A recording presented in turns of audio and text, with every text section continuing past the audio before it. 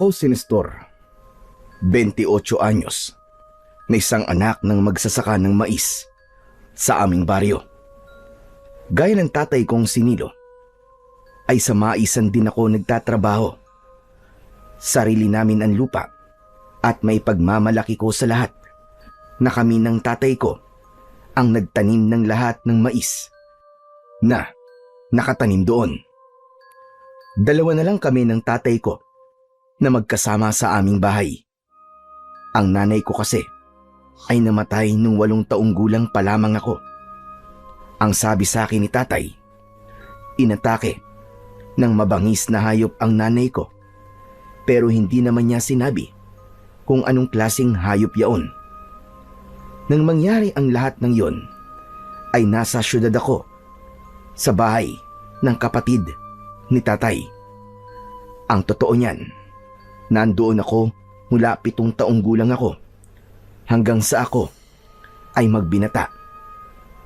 Ewan ko ba kay tatay, ako na nga lang ang nag-iisa niyang anak, pero parang ayaw niya pa akong makasama.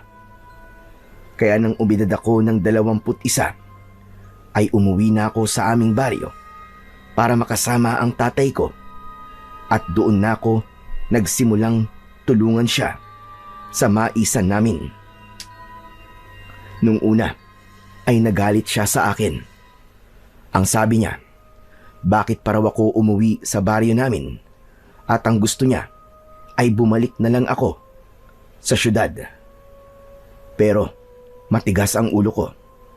Hindi nangyari ang gusto niya, hanggang sa tinanggap na lang niya na hindi talaga ako aalis sa baryo namin dahil mas gusto ko na makasama ko siya. Isang hapon, nasa maisan kami ni tatay. Magkatulong naming inilalagay sa mga sako ang mga mais na aming inani sa maghapon. Parehas kaming napahinto sa aming ginagawa nang mapansin namin ang biglang pagdilim ng kalangitan, hanggang sa mula sa kung saan ay nagliparan ang napakaraming uwak na halos matakpan na ang kabuuan ng aming baryo. Hala, tay, ano nangyayari? Saan galing ang mga uwak na yan? Ang dami naman nila. Bilisan na natin. Huwag mo nang pansinin ang mga uwak na yan. Parang ang hirap naman po ng pinapagawa niyo, tay. Paano hindi ko po papansinin ang mga uwak na yan? Napakarami po nila. Aba, sa dami po nila parang bigla nang gumabi ah. Tay, hindi po ba masamang pangitain yan? Sa tagal ko na po rito, ay ngayon lang po ako nakakita ng ganyang karaming uwak. Pampihira. Nakakakilabot. Hindi ka talaga marunong makinig sa akin, Nestor, ano? Kapag sinabi kong bilisan mo na, bilisan mo na. Huwag ka nang maraming tanong. Sa bagay, tama po kayo. Kailangan na natin magmadali at baka mabagsakan pa tayo ng dumi ng mga uwak na yan. Naging mabilis na ang pagkilos namin ni tatay. Inilagay na namin sa imbakan ang mga sako ng mais at umuwi na kami sa aming bahay. Sumilip ako sa bintana habang si tatay naman ay nagsimula ng magluto ng aming hapunan. Tay, nawawala na po yung mga uwak. Parang lahat po sila pumupunta po sa kabilang bundok. Hindi ba sabi ko sa'yo ay huwag mo nang pansinin ang mga uwak na yan? Pasensya na tay. Hindi ko kasi alam kung dapat ba akong mamangha o kilabutan sa dami ng uwak kanina. Ay, oo nga pala tay. Mamayang madaling araw po, pupunta po ako sa Maynila. Yan, tama yan. Doon ka na lang muna kahit 1 buwan. Ho? 1 buwan? Aba, masyado naman po matagal yun. Dadalawin ko lang naman po roon si Lisa Baka kasi nagtatampo na siya sa akin Kasi halos 3 buwan na kaming hindi nagkikita. Baka kapag nagtagal pa po na hindi ako nagpakita sa kanya, aba, baka makipag-break na po yun sa akin o hindi naman kaya ipagpalit na ako sa iba nun. Siguro matagal na pong 1 linggo ko ron. Hindi anak, mag-1 buwan ka ron. Ang sabi mo nga, matagal mo nang hindi nakakasama ang nobya mo, di ba? Sulitin mo ng pagpunta mo sa syudad. Kung ang iniisip mo ay ang maisan natin, Huwag mong alalahanin yon. Kaya kong trabaho ron, kahit mag-isa ko. Pwede rin naman akong kumuha ng pansamantalang makakatulong ko kung sakali. Alam niyo, Tay, minsan iniisip ko kung may nagawa ba akong malaking pagkakamali sa inyo nung bata pa ako eh. Kasi Tay, simula po sa pagkabata ko ayaw niyo ako nandito sa baryo natin . Parang ayaw niyo akong makasama. Hindi po ba mas ginusto niyo na doon ako lumaki kay Tito kaysa makasama niyo ako rito? Dahil ayokong lumaki ka sa isang lugar na alam kong wala kang magiging magandang buhay. Maraming oportunidad ang naghihintay sa'yo sa syudad kaysa rito. Hindi ko nga alam kung bakit hindi mo ginagamit ang pinag-aralan mo . Sayang lang ang pagkokolehiyo mo.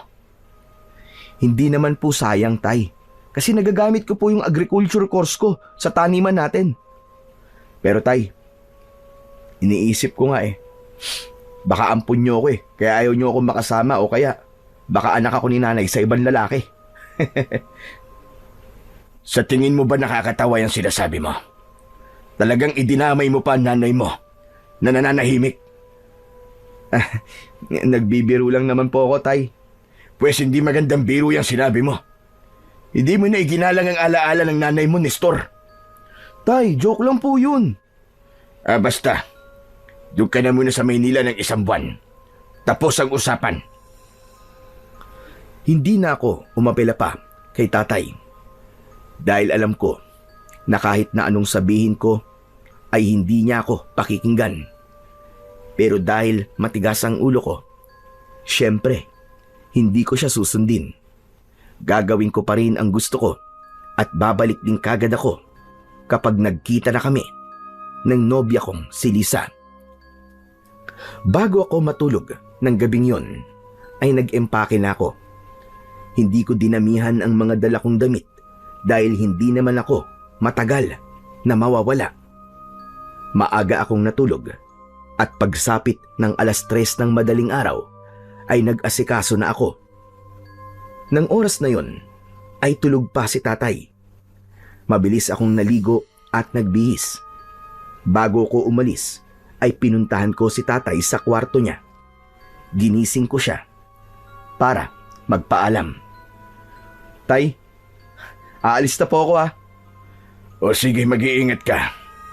Yun na pag-usapan natin . 1 buwan ka munang mananatili sa syudad. Opo. Mag-iingat po kayo dito, Tay . Huwag niyo po ako mamimiss . Puro ka talaga kalokohan. Sige na, umalis ka na. Baka maiwan ka pa ng bus. Matapos kong magpaalam, ay lumabas na ako ng bahay. Nasa tapat na ng bahay namin ang kinausap kong tricycle driver na siyang maghahatid sa akin sa bus station.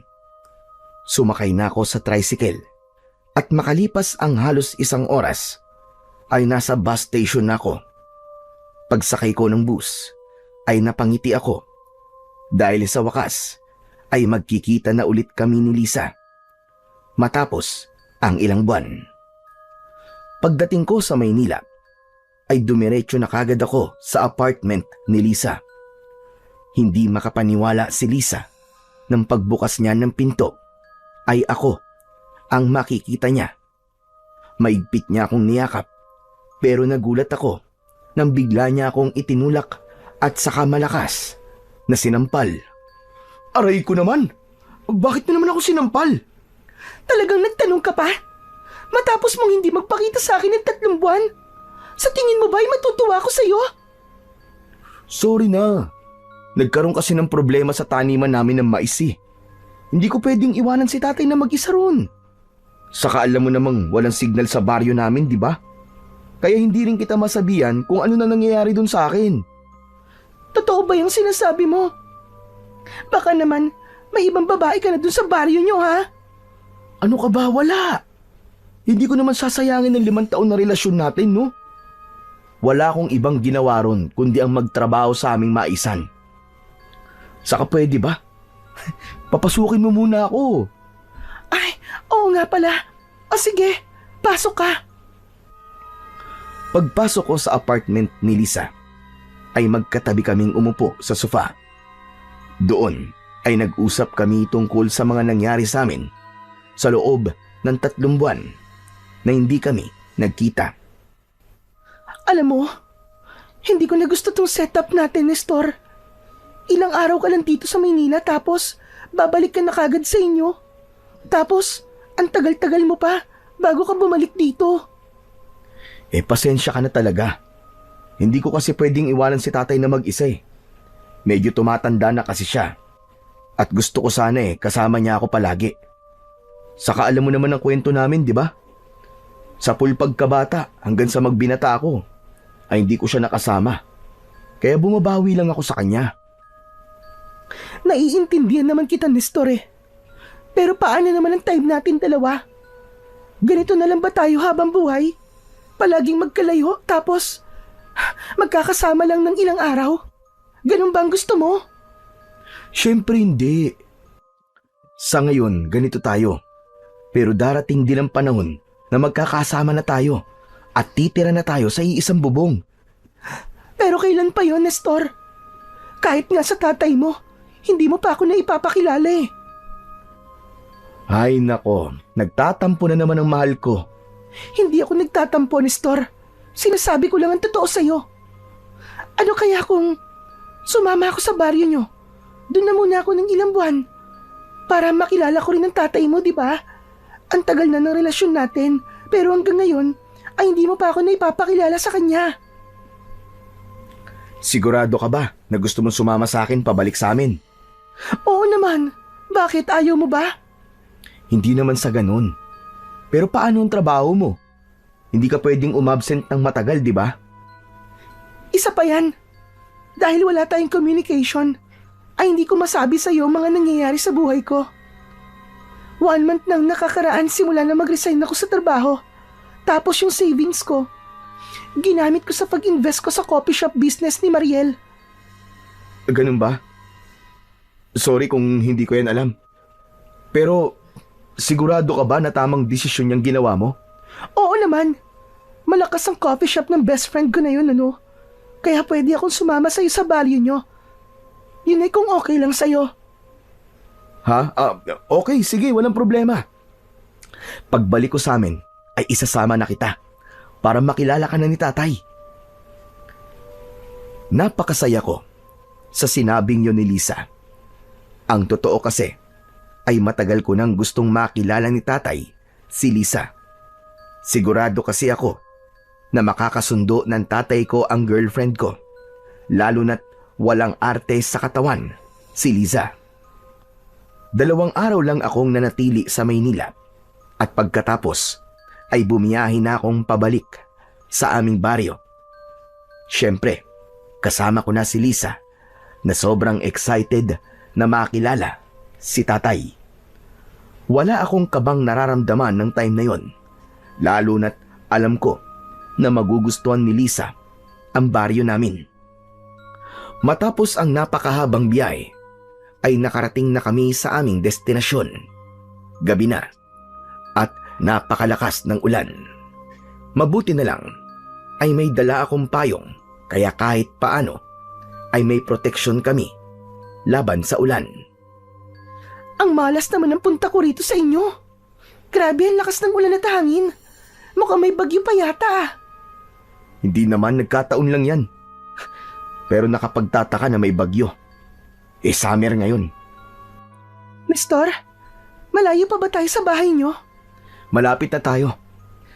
Pagliko natin dun sa may kantong yun, konting lakad na lang tapos nandun na ang bahay namin. Medyo nagmamadali na kami ni Lisa sa paglalakad. Hindi nagtagal ay nakarating na kami sa bahay namin at agad akong kumatok sa may pinto. Pagbukas ng pinto ay bumungad sa amin si tatay. Agad na bumakas ang galit sa mukha niya nang makita niya ako. Nestor, anong ginagawa mo rito? Hindi ba't ang sabi ko sa'yo ay huwag ka munang bumalik dito? Tay, teka. Pwede po bang mamaya niyo na po ako pagalitan? Basang-basa na po kami ng ulan eh. Saka tay, may kasama po ako. Hello po. Magandang gabi po sa inyo. Natigilan si tatay nang makita niya si Lisa. Tuluyan niya nang binuksan ang pinto at pinapasok na niya kami. Sinabi ko kay Lisa na mauna na siyang maligo at magpalit ng damit. Itinuro ko sa kanya kung nasaan ang banyo. Nang nasa loob na si Lisa ng banyo, ay hinarap ako ni tatay. Alam kong galit siya dahil nakakunot ang kanyang noo. Ikaw napakatigas talaga ng ulo mo, Nestor. Hindi ka ba talaga marunong makinig sa akin? Ang sabi ko sa'yo, 1 buwan ka muna sa Maynila. Napakatagal ba para sa'yo ng 1 buwan, ha? Tay, wag niyo naman po lakasan ang boses niyo. Baka mamaya marinig po kayo ni Lisa, nakakahiya. Baka isipin niya na hindi siya welcome dito sa bahay natin. Pasensya na po. Kung hindi ko po kayo sinunod, tay. Tapos nagsama ka pa rito ng ibang tao. Pambihira ka talaga, oo. Tay, si Lisa po yun. Girlfriend ko po siya. Nag-request po siya sa akin na gusto niya po kayong makilala at siya po mismo nagsabi na gusto niyang sumama sa akin dito. Aba syempre, pinagbigyan ko po siya. Sana nakinig ka na lang sa akin. Hindi yung kung anong gusto mo. Yun ang ginagawa mo. Tay, ano po ba kasing totoong dahilan kung bakit ayaw niyo muna akong umuwi dito sa atin? Parang may hindi po kayo sinasabi sa akin eh. Bigla na lang po kayo nagkaganyan nung nakakita tayo na napakaraming uwak nung nakaraang araw. Hindi mo na kailangan malaman ang dahilan.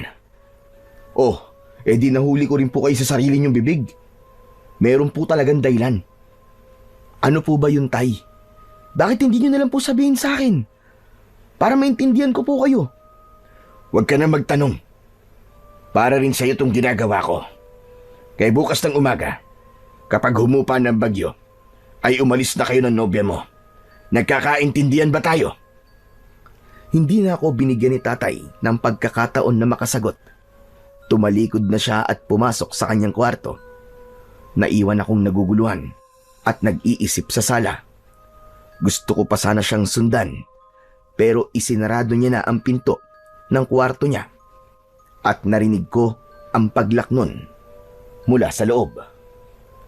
Hindi ko na alam kung gaano na ako katagal na nakatulala at nakatayo.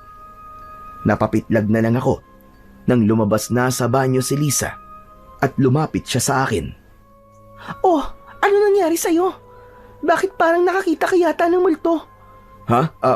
Wala. Ako naman na maliligo. Doon nga pala ang kwarto ko. Doon tayo matutulog. Ang tatay mo? Ay, ang ibig ko sabihin si Tito Nolan pala. Nasaan siya? Nasa kwarto niya na. Inaantok na raw siya.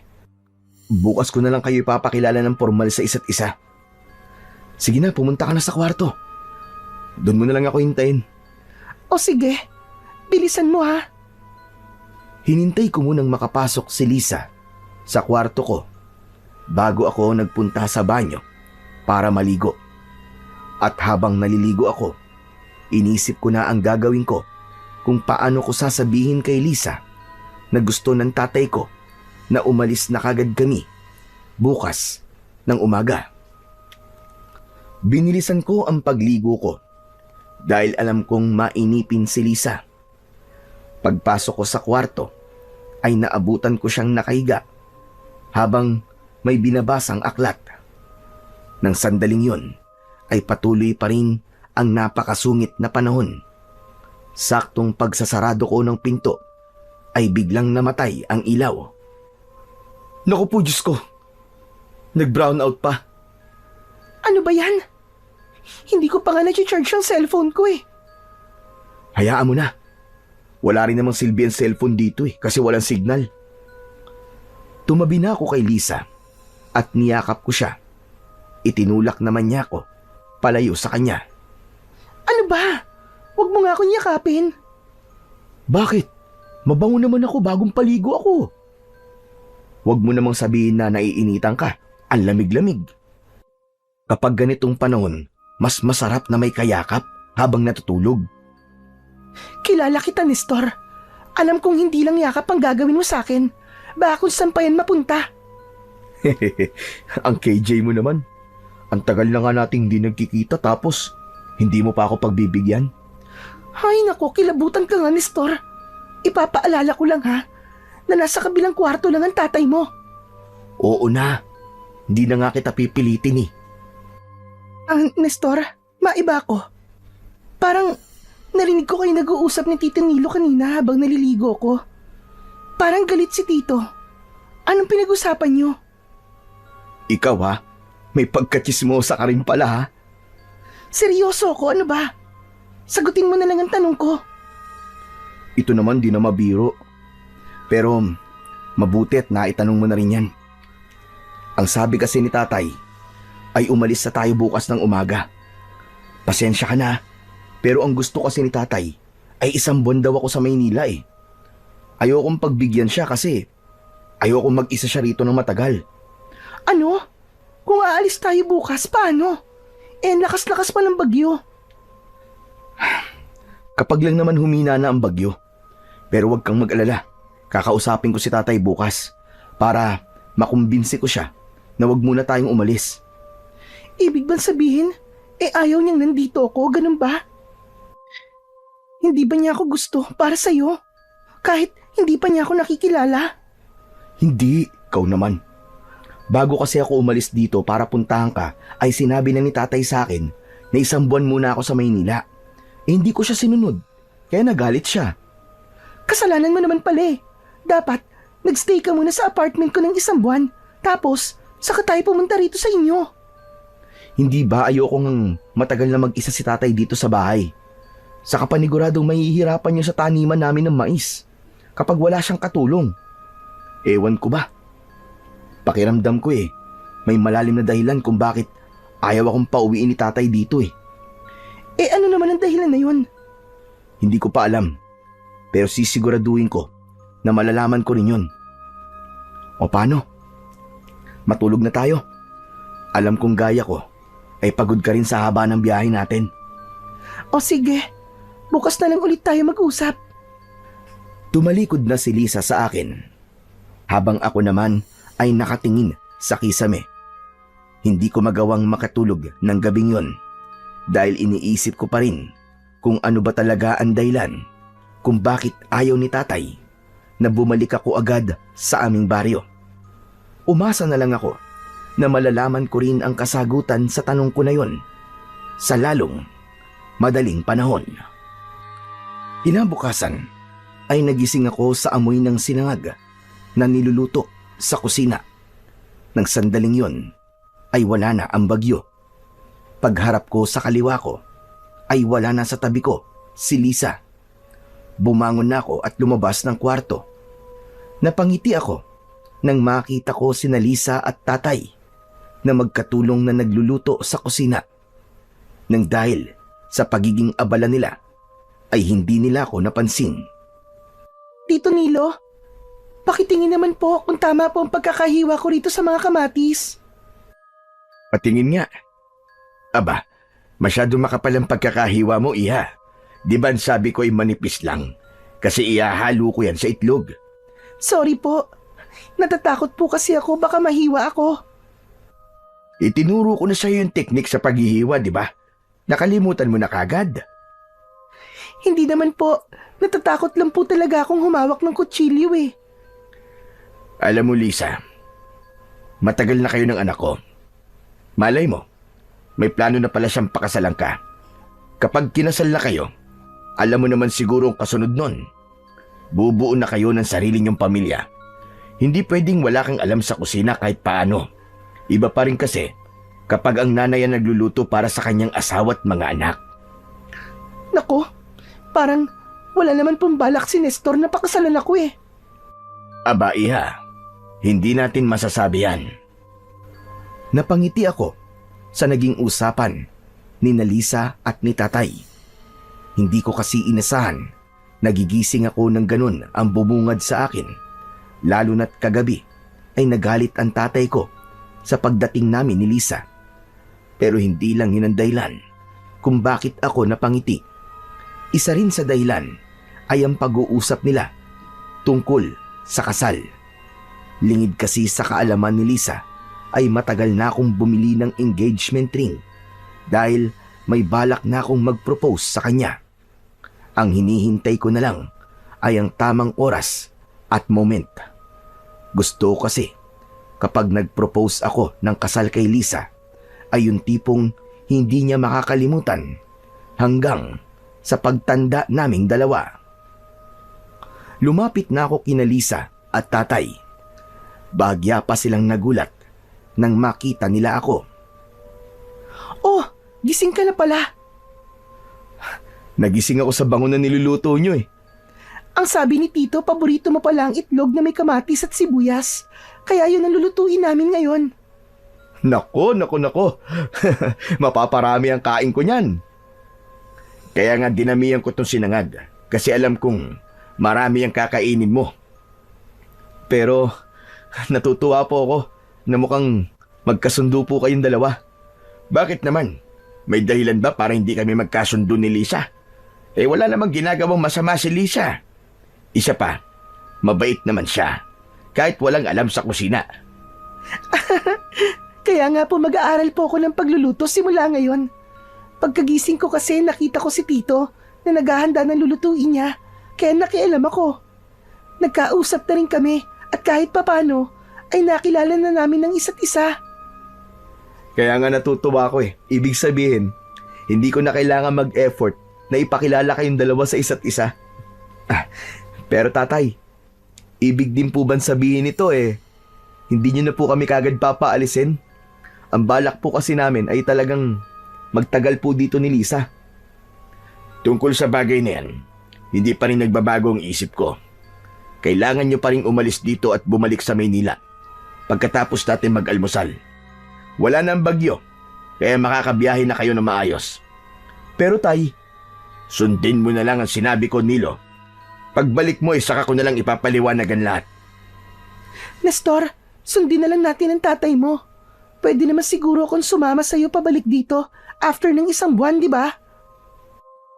Nahihiya kasi ako sa'yo eh. Sayang ang pagpunta mo rito. Tapos, hindi ka man lang nagstay dito kahit 1 araw. Hindi naman sayang ang punta ko rito kasi nakilala ko rin sa wakas si Tito Nilo. Malaking bagay na yun para sa akin. Labag sa kagustuhan ko ang umalis kagad kami roon ni Lisa. Bukod kasi na sayang ang ibiniyahin ng girlfriend ko, ay ayoko ring iwanan si tatay ng ganong katagal. Pero dahil 2 na silang pumayag sa pag-alis namin, ay wala na akong nagawa kundi ang sundin ang gustong mangyari ng tatay ko. Sinulit na lang namin ang oras na natitira na kasama ko si tatay. Sa almusal ay nagkwentuhan kami ng masasayang bagay. Maraming ikinuwento si tatay kay Lisa ng mga nakakatawang bagay tungkol sa akin. Silang 2 lang ang halos nag-uusap habang ako naman ay masayang pinapanood sila. Iba pala talaga ang pakiramdam kapag nakikita mong magkasundo ang 2 taong mahalaga sa buhay mo. Nawala ang saya ko nang matapos na kaming kumain.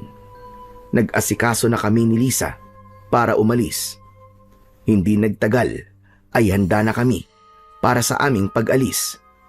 Inihatid kami ni tatay sa labas ng aming bahay. Talaga bang hindi na po magbabago ang isip niyo, tay? Talagang gusto niyo po bang umalis na kami ngayon? Ano ka ba, Nestor? Nakapag-empake na tayo. Saka, babalik din naman tayo dito pagkatapos ng 1 buwan, di ba? Basta, mag-iingat kayong 2 ha. Ikaw rin, tay. Lalo na po't wala kayong kasama rito sa bahay. Sa gitna ng aming pag-uusap, ay isang may edad na lalaki ang dumating. Matangkad siya na may medyo malaking pangangatawan. Meron siyang makapal na bigote. Siya, si Kapitan Romano. Matagal na siyang namumuno sa aming baryo. Aba, Nestor, sino yung kasama mo napakagandang babae? Ngayon ko lang yata siya nakita rito. Girlfriend ko po si Lisa. Lisa, siya naman si Kapitan Romano. Siya ang kapitan dito sa baryo namin. Napakabait niyan, saka sobrang maaasahan. Nakakahiya naman. Talaga ng bola ka pa. Magandang umaga po sa inyo, Kapitan. Magandang umaga rin naman sa'yo. Oh, paano? Paalis na ba kayong 2? Opo. Mukhang hindi kayo makakaalis ngayon. Nasira yung tulay palabas ng baryo natin. Matatagalan pa bago yun maayos. Isa pa, napakataas ng tubig ngayon sa ilog at napakalakas ng agos. Hindi nyo magagawang tawirin yun. Hindi pwede. Kailangan na nilang umalis ngayon. Ang totoo niyan, ay marami rin sana ang aalis ngayon. Pero hindi na nila magawa dahil wala na sila madadaanan palabas ng baryo. Alam kong lahat ay natatakot na dahil nangyari na ang pangalawang senyales. Isang senyales na lang at... Kapitan, huwag natin pag-usapan ng bagay na yan dito. Napansin ko ang makahulugang tinginan ni Tatay at Kapitan Romano. Mas lalo kong naramdaman na meron talaga akong hindi alam sa baryo namin. Ano pong senyalis ang sinasabi niyo, Kapitan? Nestor, tignan nyo nga muna ni Lisa ang daan. Kung kaya nyo makadaan, sige na. Sige po. Lisa, tara na. Iwan muna natin ang mga bag natin dito, Tay. Titignan lang po namin yung daan palabas ng baryo. Naglakad na kami ni Lisa, palayo sa bahay. Habang naglalakad, ay tahimik lang ako. Hindi kasi maalis sa isip ko yung sinabi ni Kapitan Romano tungkol sa senyales. Wala akong ideya kung para saan ang senyales na yon at ano-ano yung mga senyales na tinukoy ni Kapitan. Ang tahimik mo yata dyan. Hindi ka ba masaya na hindi matutuloy ang pag-alis natin ngayon? Masaya. Pero yung sinabi ni Kapitan, yung senyales, napansin ko kasi na parang biglang kinabahan si Tatay nang banggitin yun ni Kapitan Romano. Parang meron silang alam na hindi ko alam. Kaya nga napansin ko rin yun. Tapos, yung tinginan nilang dalawa kanina, parang may ibig sabihin. Kaya nga, malakas talaga ang kutob ko na may hindi sinasabi si Tatay sa akin. At kailangan ko malaman yun, Lisa. Matapos ang ilang minutong paglalakad, ay huminto na kami ni Lisa. Dahil nasa harapan na kami ng nasirang tulay. Napakalakas talaga ng agos ng ilog at doon namin nalaman na nagsasabi ng totoo si Kapitan Romano. Hindi na kami nagtagal doon at bumalik na kami sa bahay. Naabutan namin na magkausap pa rin sina Tatay at si Kapitan. Totoo po ang sinabi ni Kapitan, Tay. Nasira nga po yung tulay at sa lakas po ng agos ng tubig sa ilog, imposible po talaga na makatawid kami ron, Tay. Kung ganun, ay wala na tayong magagawa. Kundi manatili kayo rito. Makakasali pala kayo sa pista natin dito bukas ng gabi. Po? Hindi po ba katatapos lang nating mag-celebrate ng piyesta nung nakaraang buwan? Panibagong pista to, Nestor. Siguro ang tatay mo na lang ang magpapaliwanag sa'yo. O siya paano, kailangan ko nang umalis. Magbabahay-bahay pa kasi ako para sabihan ng ibang tao na hindi pa alam ang mangyayaring pagdiriwang natin bukas ng gabi. Sige o, mag-iingat po kayo, Kapitan. Pagkaalis ni Kapitan Romano, ay nagmamadaling pumasok si Tatay sa aming bahay. Mabigat ang paghakbang niya na para bang may dala siyang napakabigat na problema. Kinuha namin ni Lisa ang mga bag namin at dinala ang mga yon sa loob. Magkasama kaming lumapit kay Tatay na umiinom ng tubig sa kusina. Bakas sa mukha niya ang labis na pagkabahala. Matapos niyang uminom ay naupo siya. Tay, sigurado na po ako na may kailangan po kayong sabihin sa akin. Sa naging pag-uusap po niyo kanina ni Kapitan, alam ko po na may kailangan po ako malaman tungkol sa baryo natin. Baka po, pwedeng sabihin niyo na ang kailangan kong malaman. Ayoko sanang ipaalam to sa inyo. Dahil ayokong katakutan mo ang ating baryo. May dahilan kung bakit nung bata ka pa ay ipinadala kita sa Maynila. Ganon din ang kagustuhan ko na umalis ka muna rito ngayon at saka ka na bumalik matapos ang 1 buwan. Ano po bang dahilan niyo, Tay? Nung bata ka pa at nasa Maynila ka, isang makapangyarihang aswang ang muling nabuhay upang maggasik ng takot at kamatayan dito sa ating baryo sa loob ng 20 gabi. At matapos ang 20 gabi, ay muli siyang matutulog upang magpahinga at magpalakas. Nabubuhay siya makalipas ang 20 taon. At ngayong taon ay ang ika-20 taon matapos ang huli niyang pag-atake. Ang nanay mo, pinatay siya ng aswang na yon. Ano? Pero ang sabi niyo, Tay, mabangis na hayop ang pumatay kay nanay, di ba? Nagsinungaling lang ako sa iyo, anak. Ang makapangyarihang aswang na yon ay isang hanagob, isang uri ng aswang na bunga ng bihirang pagsasama ng 2 magkaibang uri ng aswang, ang bangkilan at gabunan. Ang pagsasanib puwersa ng dugo ng 2 aswang na yon ay bihirang mangyari at nagdudulot ng pagkapanganak ng isang hanagob. Kaya ang gusto ko ay wala ka rito sa tuwing mabubuhay ang hanagob dahil gusto kong masiguro ang kaligtasan mo. Hindi ko po inaasahan na ganyang bagay pala ang hindi niyo sinasabi sa akin, Tay. Yung mga senyales, ano po ang kaugnayan nun sa pagkabuhay po ng hanagob? Meron 3 senyales kapag malapit nang mabuhay muli ang hanagob. Una, ang pagtakip ng mga uwak sa kalangitan na nangyari na. Ang pangalawa ay isang malakas na bagyo na maaaring maging dahilan para walang tao ang makakaalis sa ating baryo. Nangyari na rin po ang bagyo, Tay. At ano naman po ang pangatlong senyales? Ang pangatlong senyales ay ang biglaang pagkatuyo ng mga pananim. Kapag nangyari na ang huling senyales, ibig sabihin ay magsisimula ng umatake ang hanagob. Pero Tay, kung may mangyayaring hindi maganda rito sa baryo natin, bakit ngayon pa naisipan ni Kapitan na magsagawa ng pagdiriwang ng isang panibagong piyesta? Parang hindi naman yata tama na magsaya mga tao sa ganitong sitwasyon. Hindi ba ang kailangan nating gawin ay mag-isip ng paraan kung paano papatayin ng hanagob na yun? Yan din ang sinabi ko kay Kapitan, anak, habang magkausap kami kanina. Isa kasi ako sa nangunguna sa pakikipaglaban sa hanagob, kaya hindi ako maaaring umalis dito.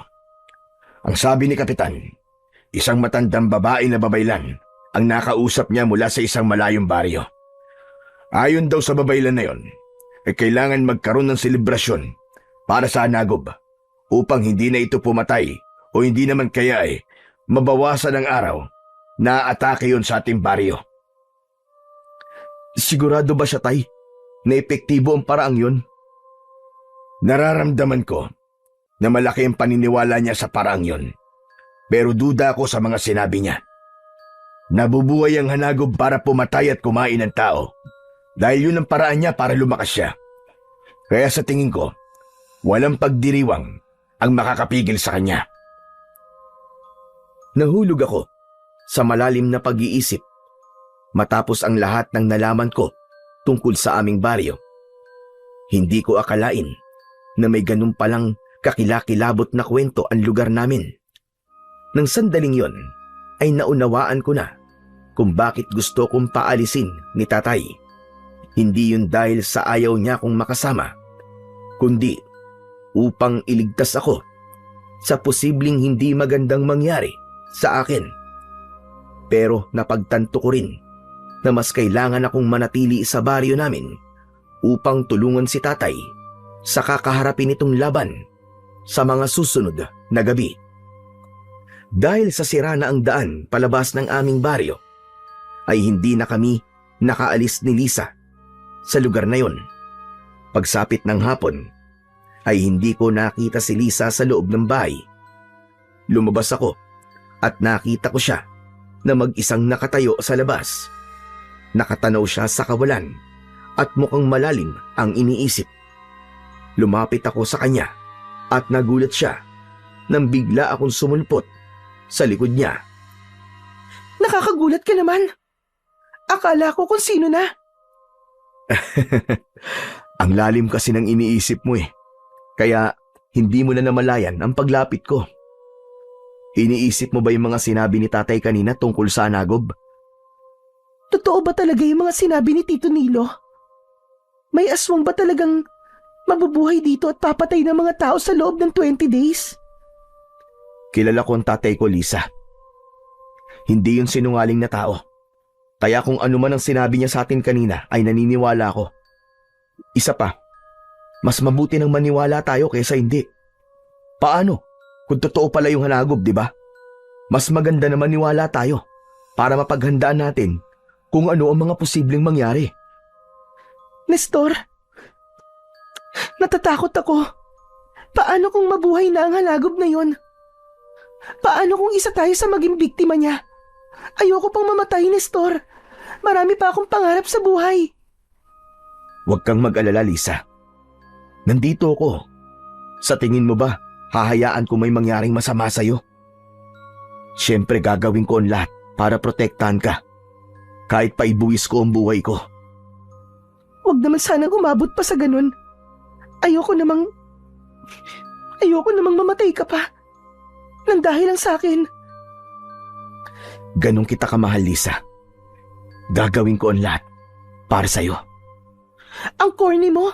Kasing corny mo ang mga mais nyo. Sa gitna ng pag-uusap namin ni Lisa, ay nakita namin si Kapitan Romano.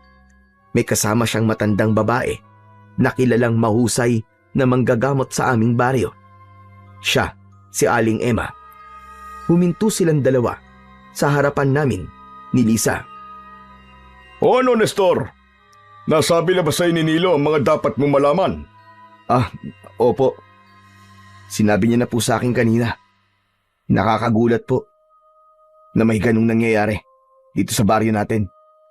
Pero bakit po ba nagkaroon ng ganung klaseng aswang dito sa atin, Kapitan? Matagal lang nabubuhay para pumatay ang hanagob na yon, Nestor.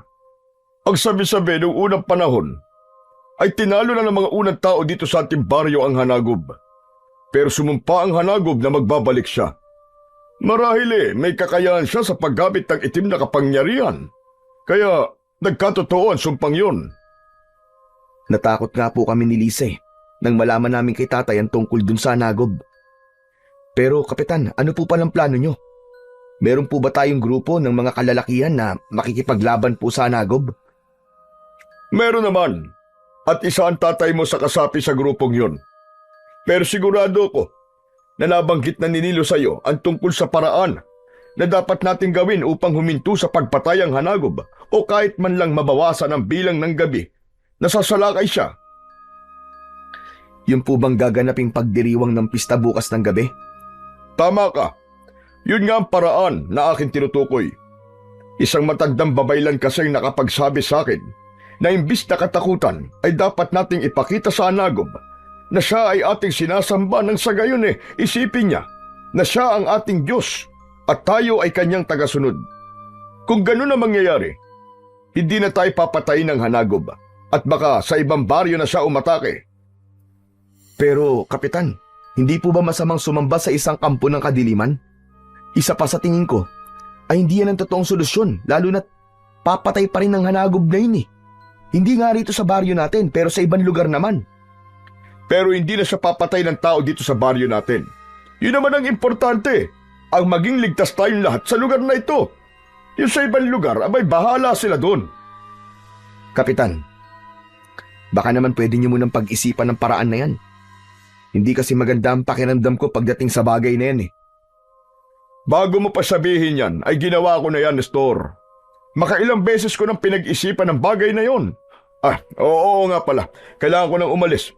Sinundo ko kasi itong si Aling Emma sa bahay niya dahil sumasakit ang likod ko. Kailangan ko ng maayos na hilot.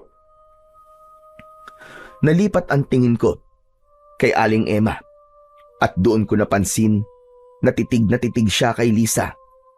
Si Lisa naman ay hindi makatingin ng diretso kay Aling Emma dahil mukha siyang nakakatakot. Aling Emma, may problema po ba? Imbis na sagutin ang tanong ko, ay hinawakan ni Aling Emma ang kamay ni Lisa na para bang pinupulsuhan nito yun. Binabati kita. Lalaki ang anak mo. Po? Ano pong sinasabi nyo? Igatad mo ang sarili mo, Inen. Aling Emma, tara na. Huwag mo nang gambalain pa sina Nestor. Nestor, mauna na kami. Sige po. Mag-iingat po kayo, Kapitan. Nang nakaalis na sina Kapitan Romano at Aling Emma, ay may takot sa mga mata na tumingin si Lisa sa akin. Nestor, anong ibig sabihin ni Aling Emma na lalaki ang anak ko? Aba, malay ko. Baka naman nahulaan niya na lalaki ang magiging unang anak natin. Ano kaya kung simulan na natin gumawa ngayong gabi? Tamang-tama kasi nasa maisan si tatay. Tayo lang nga nandito sa bahay. Tumigil ka nga. Puro ka talaga kalokohan eh. Pero nakakatakot naman si Aling Emma. Hindi niya pa kasi ako tinitignan habang magkausap kayo ni Kapitan. Huwag mo nalang pansinin si Aling Emma. Matanda na kasi yun eh. Kaya kung ano-ano nang sinasabi niya, ang gawin natin ay magkulong na lang tayo sa kwarto. Tumigil ka, Nestor. Hindi ka makakaisa sa akin ngayon. Ang mabuti pa ay tulungan mo na lang si Tito Nilo sa maisan. Pabiro akong inirapan ni Lisa at saka siya pumasok sa bahay. Habang ako naman ay napailing na lang at nagdesisyon akong puntahan si tatay sa maisan upang tulungan siya sa mga gawain doon. Kinabukasan ng umaga, pagkagising ko ay tulog pa rin si Lisa sa tabi ko. Bumangon ako at si tatay ang agad na hinanap ko pero hindi ko siya nakita sa aming bahay. Nakabukas ang pinto ng kwarto niya kaya nalaman kong wala siya roon. Lumabas ako mula sa pinto sa likod ng bahay at nagimbal ako sa aking nakita. Tuyong-tuyo ang taniman namin ng mais na para bang isang buwan na nagkaroon ng matinding tagtuyot. Nasa bukana ng taniman ng mais si tatay. Nakatayo siya roon at hindi gumagalaw. Nagmamadali akong lumapit sa kanya. Tay, ano po nangyari sa maisan natin? Bakit namatay lahat ng tanim natin? Hindi ba kahapon maayos pa ang mga yan? Nangyari ng pangatlong senyales, anak. Natuyo na ang mga pananim sa baryo natin. Mabubuhay na ang hanagob. Kailangan na nating maganda.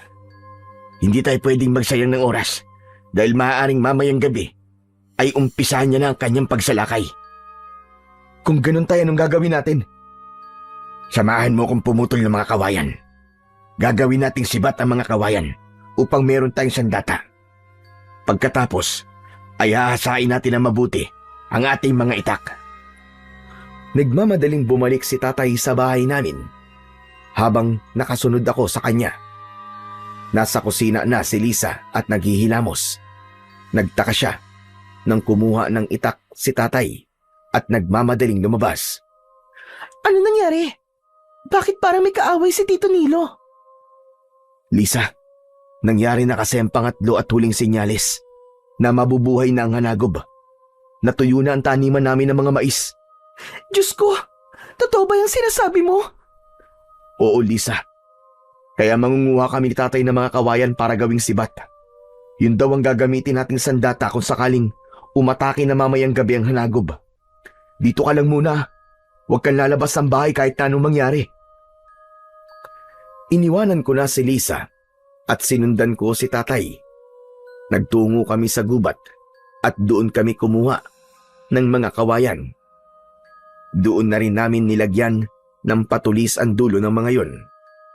Nakita ko ang pagmamadali ni tatay sa kanyang ginagawa. Tay, tanong lang, gaano po ba kalakas ang hanagob at kailangan nating gumawa ng napakaraming sibat? Napakalakas niya, Nestor. Hindi lang siya malakas, kundi wala rin siyang awa. Kahit sinong tao ay papatayin at kakainin niya upang mawala ang kanyang gutom. Wala po bang paraan, tay, para mapatay siya? Walang nakakaalam kung anong eksaktong paraan para mapatay ang hanagob na yon. Ang ginagawa lang namin ay nilalabanan namin siya. Pero kahit napakarami ang nakikipaglaban sa kanya, ay hindi pa rin namin siya matalo-talo. Kaya mamayang gabi ay sisimulan natin ang pagbabantay. Pero tay, hindi po ba mamayang gabi na rin po yung pista? na sinasabi po ni Kapitan Romano. Isa pa yan sa iniisip ko, anak. Pagkatapos natin dito, ay kakausapin ko si Kapitan upang wag nang ituloy ang pagdiriwang na yon. Masyadong mapanganib kung maraming taong nasa labas ng kanilang bahay mamayang gabi. Binilisan na namin ni tatay ang paggawa ng sibat mula sa kawayan. Nang sa tingin namin ay sapat na ang aming mga nagawa, ay pinagtulungan na naming iuwi sa bahay ang mga sibat.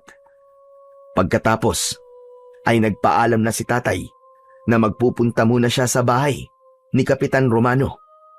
Naisip kong samahan siya, kaya dalawa kaming nagpunta roon. Habang naglalakad, ay nakita ko na lahat ng pananim sa aming baryo ay tuyo at patay na. Nakakapagtaka na nangyari ang lahat ng yun sa loob lamang ng isang gabi. Nang nakarating kami sa bahay ni Kapitan Romano, ay naabutan namin siyang nakaupo sa labas ng bahay niya habang nagkakape.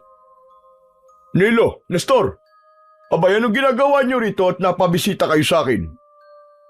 Natuyo na ang mga pananim, Kapitan. Ito na ang pangatlong sinyalis. At may posibilidad na mamayang gabi na atake ang hanagob. Nakita ko nga ang mga pananim. Mabuti na lang at ang iba sa ating mga magsasaka ay nakapag-ani na nung isang araw. Kumusta pala ang maisa nyo? Nakapag-ani ba kagad kayo bago yun matuyo? Huwag mong intindihin ang maisa namin, Kapitan. Nandito kami para sabihin sa'yo na huwag yun ang ituloy ang pagdiriwang na gagawin nyo mamaya. Delikado yung, Kapitan. Mas makakabuti na manatili na lang tayong lahat sa ating mga bahay. Naiintindihan ko ang pag-aalala mo, Nilo. Pero nakapaghanda na kami para sa pista mamayang gabi. Marami pa rin ang gustong ituloy ang pagdiriwang na yun. Dahil kagaya ko ay naniniwala sila na yun ang tanging paraan para matigil na ang pagpatay ng hanagob. Pero Kapitan, wala pong kasiguraduhan kung gagana po ang plano niyong yan. Tama po si tatay. Maaaring marami po mamamatay kung maraming tao ang nasa labas ng kanilang bahay. Ang kailangan po nating gawin ay magdasal po sa ating Diyos. Diyos? Ilang taon na ba kaming nagdadasal sa Diyos? Pero wala siyang ginagawa para matapos na ang impyerno sa baryo natin. Kaya tayo na lang ang dapat na gumawa ng paraan para sa ating kaligtasan. Sandali, huwag niyong sabihin na hindi kayo sasali sa kapistahan mamayang gabi. Nestor, isama mo si Lisa. Kailangan nandun siya mamayang gabi. Pasensya na po, pero hindi po kami sasama sa inyo. Nakakalungkot naman. Hindi pala namin kayo kaisa. Kung ganun ay makakaalis na kayo. Dahil kahit na anong sabihin nyo, ay itutuloy pa rin namin ang kapistahan mamayang gabi. Huwag kayong mag-alala. Kung di umubra ang gagawin namin mamayang gabi, ay may isa pang paraan. Ano pong paraan yun? Sa ngayon, ay ako lang muna ang dapat makaalam nun. Pero darating din ang takdang panahon na malalaman nyo rin. Makahulugang ngumiti si Kapitan Romano na nagbigay ng kilabot sa akin. Bigo kami ni tatay na kumbinsihin si Kapitan na wag nang ituloy ang pagdiriwang na gagawin ng mga ito mamayang gabi. At dahil alam namin ni tatay na hindi namin mapipilit si Kapitan sa gusto namin, ay umuwi na kami sa bahay namin. Pag-uwi namin ni tatay, ay nagluluto na ng almusal si Lisa. Naupo kami ni tatay sa kusina at parehas na malungkot ang aming mga muka. Kumusta ang pakikipag-usap niyo kay Kapitan? Cancelled na ba yung sinasabi niyang pagdiriwang mamayang gabi? Hindi. Itutuloy pa rin nilang pagdiriwang para sa hanagob mamayang gabi. Naniniwala talaga si Kapitan na yun ang paraan para hindi na umatake ang hanagob dito sa baryo namin. Wala na tayong magagawa tungkol sa bagay na yan. Kung marami ang naniniwala kay Kapitan, ay walang mangyayari kung sasabihin natin sa kanila na manatili na lang sila sa bahay nila. Ang magagawa na lang natin ay siguraduhin ligtas tayo mamaya sa unang gabi ng pag-atake ng hanagob. Napuno ng takot at pangamba ang bawat oras na lumilipas. Kung pwede ko lang napigilan ang pagsapit ng dilim, ay ginawa ko na. Hindi ako mapakali dahil yun ang unang gabi na maaari kong makita ang hanagob. Pagsapit ng gabi ay mas lalong tumindi ang takot ko. Palagi akong nasa tabi ni Lisa dahil alam ko na sa aming tatlo ay siya ang pinaka natatakot. Habang nasa loob kami ng bahay ay nakarinig kami ng mga taong sumisigaw at tila umaalulong sa labas.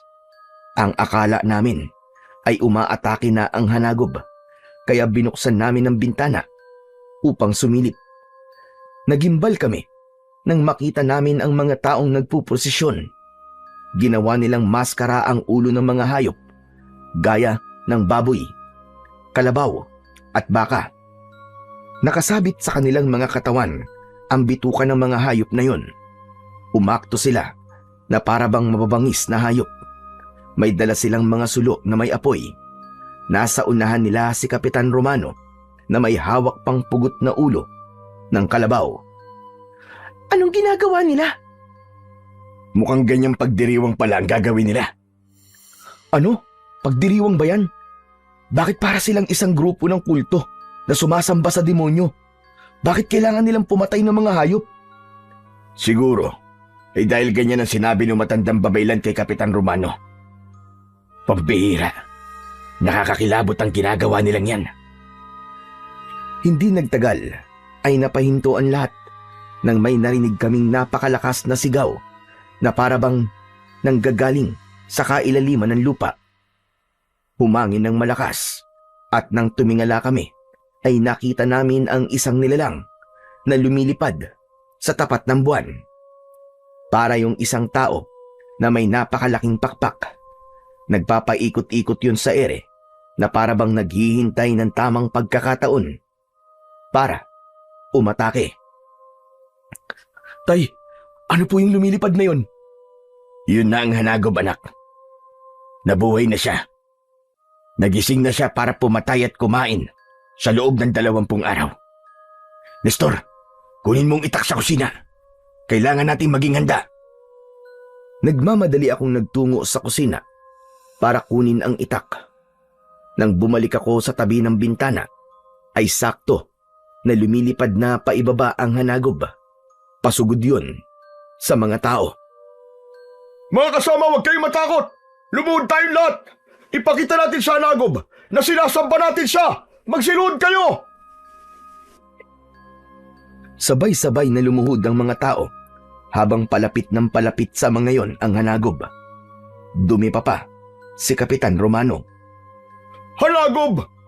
Sinasamba ka namin! Ikaw na ang aming kinikilalang Panginoon! Kami ay iyong mga tagasunod!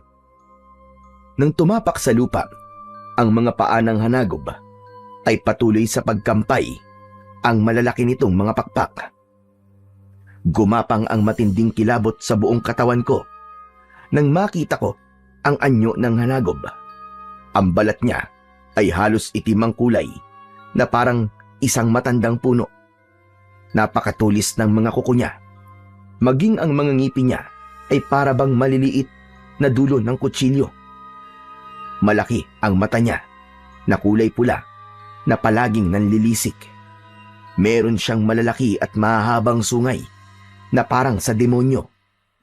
Kapansin-pansin na tila nabubulok ang kanyang katawan at kahit malayo kami ay naaamoy namin ang nakakasulasok niyang amoy na parabang nabubulok na patay na hayop. Bakit hindi pa tumatakas sa mga tao? Mukhang bulag na sila sa paniniwala na sinabi ni Kapitan. Ano pong gagawin natin, Tay? Hindi po ba natin lalabanan ang hanagob? Mukha po siyang mahina dahil nabubulok na po ang katawan niya. Huwag mo siyang maliitin, anak. Dahil sa sandaling makakain na siya ng tao, ay unti-unti na siyang lalakas at mawawala ang pagkabulok ng kanyang katawan. Hindi natinag ang mga tao mula sa pagkakaluhod. Habang ang hanagob ay isa-isang tinitignan ang mga tao na parabang nagsisimula na yung pumili kung sino ang kakainin nito. Hanggang sa muling lumipad ang hanagob at muling nagpaikot-ikot sa ere. Mga kanayon, nakita niyo na! Gumana ang ating pagsamba sa hanagob. Hindi niya na tayo papatayin. Masayang tumayo ang mga tao at nagpalakpakan.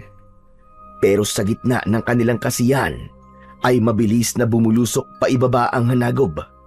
Dinagit nito ang isang lalaki at habang nasa ere ay sinakmal nito yun sa leeg. Kinagat ng buo ng hanagob ang ulo ng lalaki at nang ibagsak nito ang katawan ng lalaki ay wala na yung ulo. Nagsigawan at nagkagulo ang mga taong nakakita. Nagtakbuhan ng mga yon sa iba't ibang direksyon. Muling umatake ang hanagob at isa-isa nung pinatay ang bawat taong mahuhuli niya. Walang awa nitong pinatay at kinain ang mga tao. Kailangan kong tumulong sa mga tao sa labas, anak. Pero akala ko bubatay, dito lang tayo sa loob ng bahay. Hindi ako sinagot ni tatay. Lumabas siya, nadala ang kanyang itak. Kitang-kita ko kung paano hinarap ni tatay ang hanagob. Lisa, dito ka lang ha. Hindi ko pwedeng hayaan si tatay na mag-isa. Ano? Anong gagawin mo? Basta dito ka lang at kahit anong mangyari, wag na wag kang lalabas. Mabilis akong lumabas. Kinuha ko ang isang sibat at tumakbo ako palapit kay tatay. Walang pagdadalawang isip na pinuntirya ko ang mata ng hanagob. Matagumpay kong naitarak ang sibat sa kaliwang mata ng hanagob. Habang si tatay naman ay paulit-ulit na tinaga ang kaliwang braso ng hanagob hanggang sa naputol yun. Umalingaw-ngaw ang nakakakilabot na sigaw ng hanagob.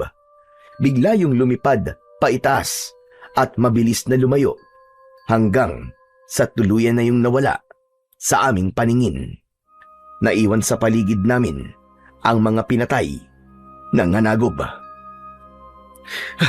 Wala na siya, tay. Natalo na po ba natin siya? Hindi pa, anak. Sigurado ako, nababalik pa siya. Anong ginawa niyo dalawa? Bakit niyo sinaktan ang hanagob? Ano po bang dapat naming gawin, Kapitan? Lumuhod at sambahin ang hanagob habang isa-isa niyang pinapatay ang mga tao rito?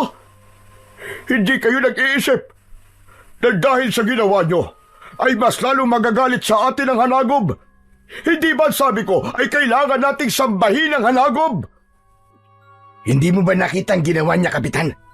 Kahit sinamban niyo na siya, pumatay pa rin siya ng mga tao. Ibig sabihin, ay hindi epektibo ang paraan na sinasabi mo. Kahit anong pagsamba, Kapitan, ang gawin niyo sa hanagob ay hindi nun magagawang alisin kung ano talaga siya at kung bakit siya nabubuhay. Nabubuhay ang halimaw na yun para pumatay at kumain ng tao. Biglang umurong ang dila ni Kapitan Romano sa sinabing yun ni tatay. Matalim ang mga matang nakatingin siya sa amin. Tignan mo nga ang paligid mo, Kapitan.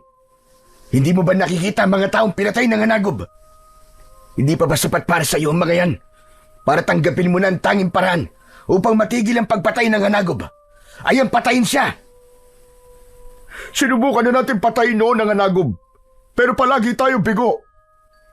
Pero nagkakabali kayo. Kung hindi gumana ang pagsamba sa kanya, ay meron pang isang paraan. At ano ang paraan na yan? Kailangan natin mag-alay sa hanagob. Ang sabi sa akin ng matandang babaylan, kung hindi gumana ang pagsamba sa hanagob, ay dapat na mag-alay tayo sa kanya. Ayoko sanang gawin ang pag-aalay, kaya sinubukan ko muna na sambahin siya.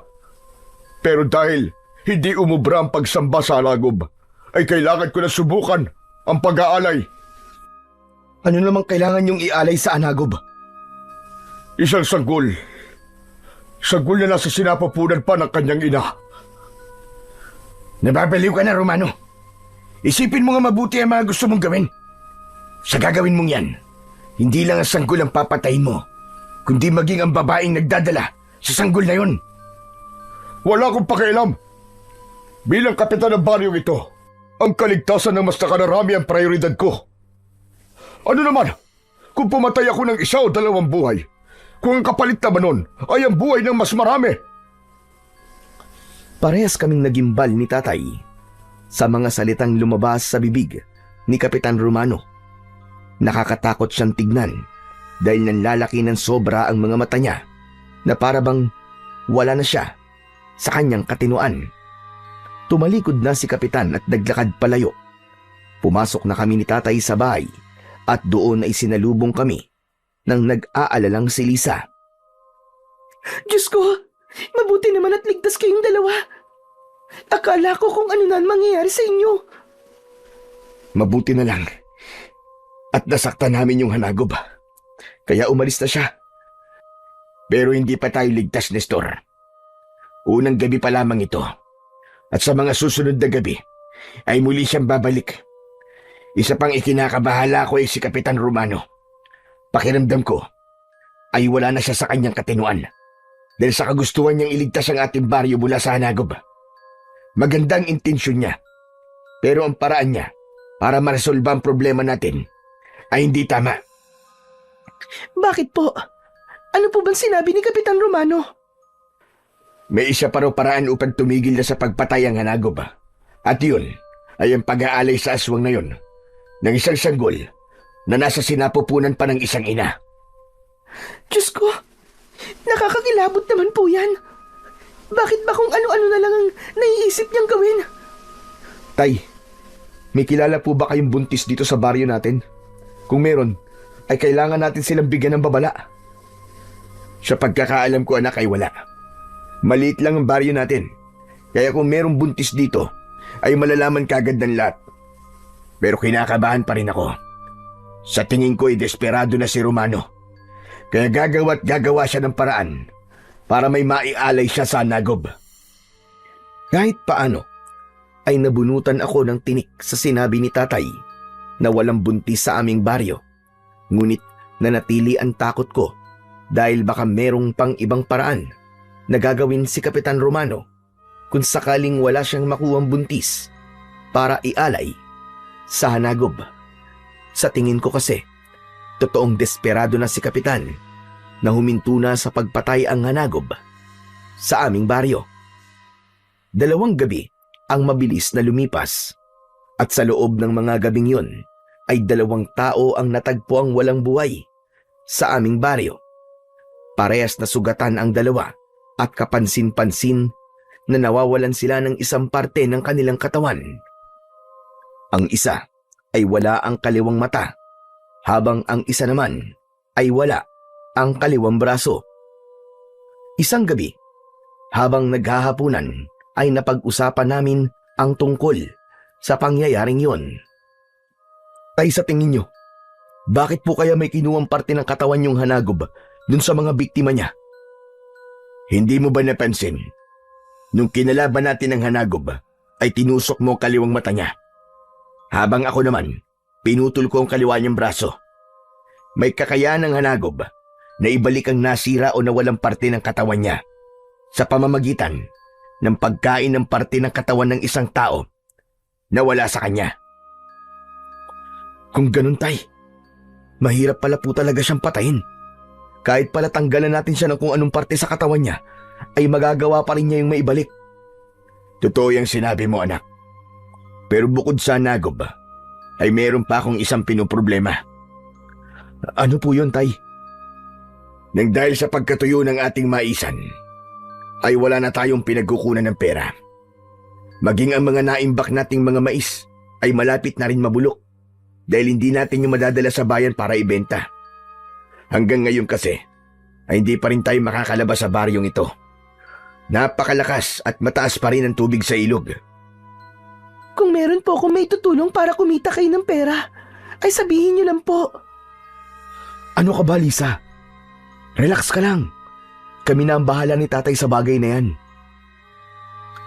Hinawakan ko ang kamay ni Lisa at masuyo ko yung pinisil.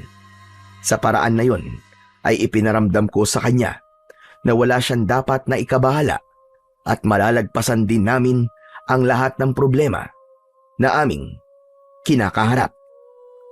Kinabukasan ay may isang tanod ang nagpunta sa aming bahay. Sinabi ng tanod na kailangan naming magpunta sa plaza dahil may magaganap na pagpupulong doon na pangungunahan ni Kapitan Romano. Hindi raw maaaring hindi pumunta dahil importante ang pag-uusapan doon.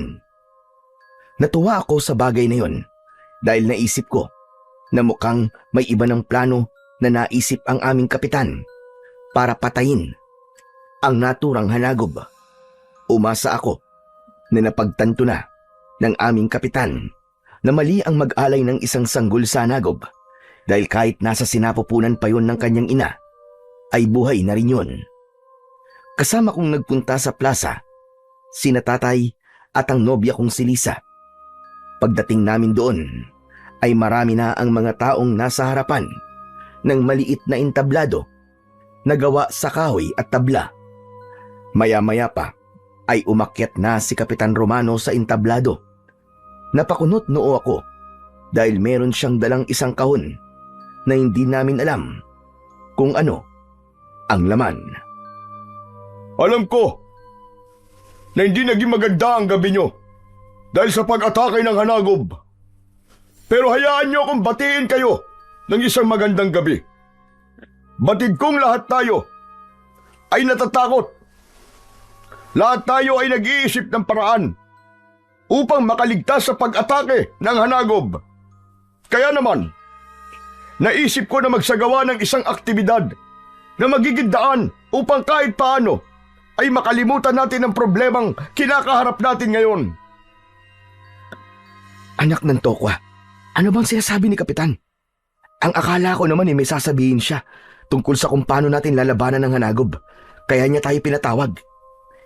Makinig na lang muna tayo sa sasabihin niya, anak. Hintayin muna natin siyang matapos sa kanyang pagsasalita. Ngayong umaga ay magsasagawa tayo ng parapol.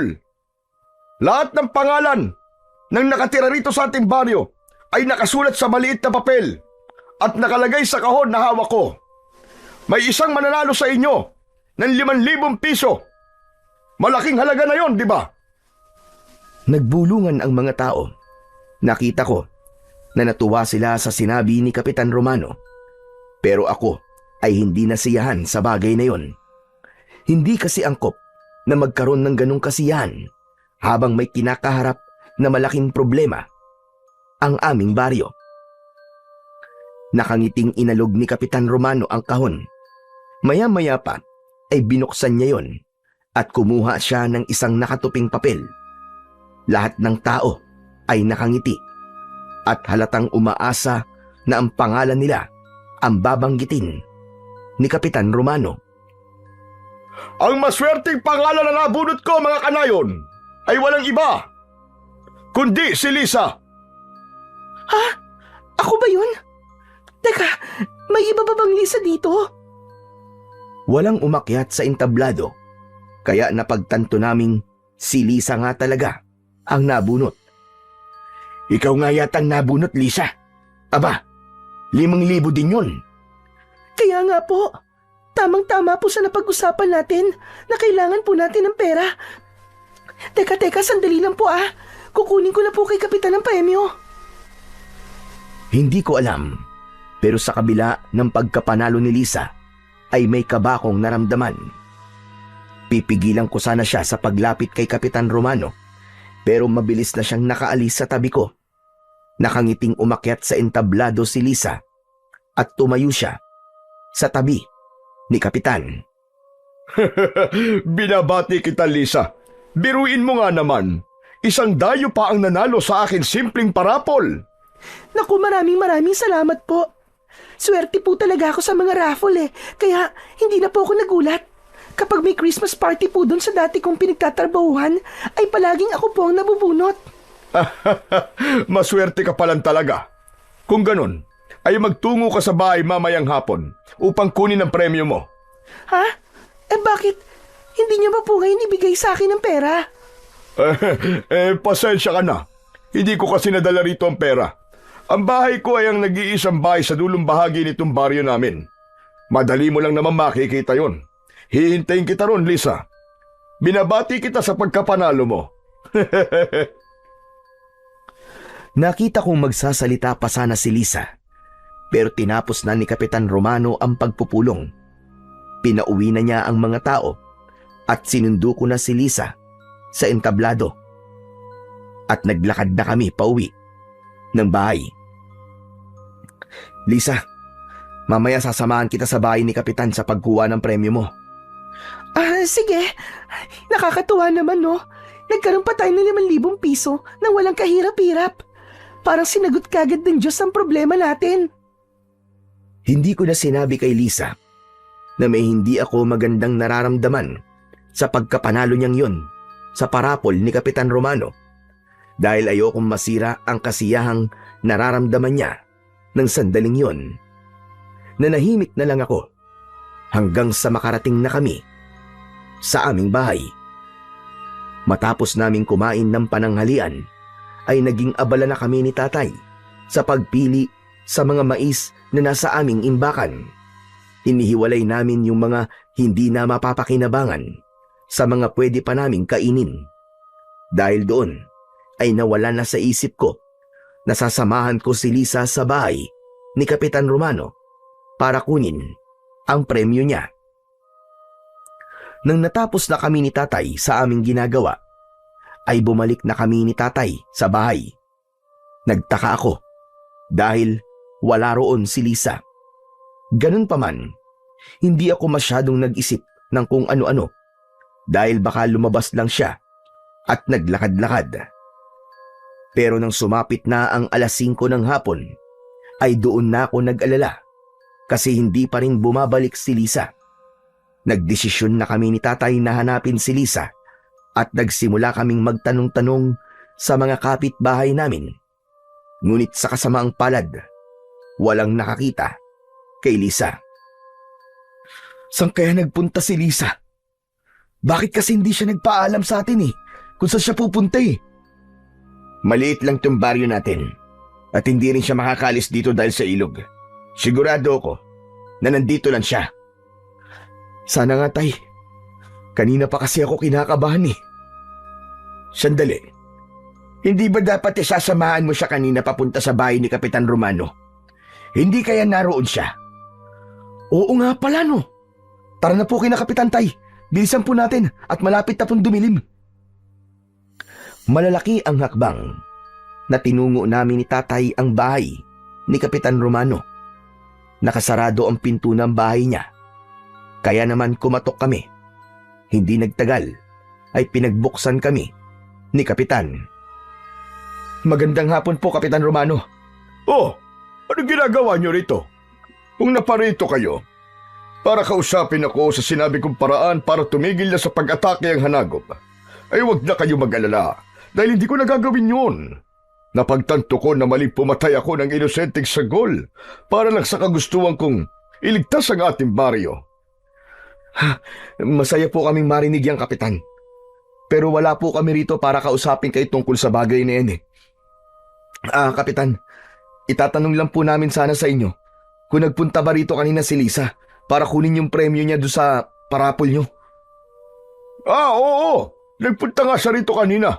Siguro yung mga bandang 3:00 ng hapon yun. Naibigay ko na sa kanya 5,000 piso Alam niyo po ba kung saan po siya nagpunta pagkatapos niyang pumunta rito sa bahay niyo?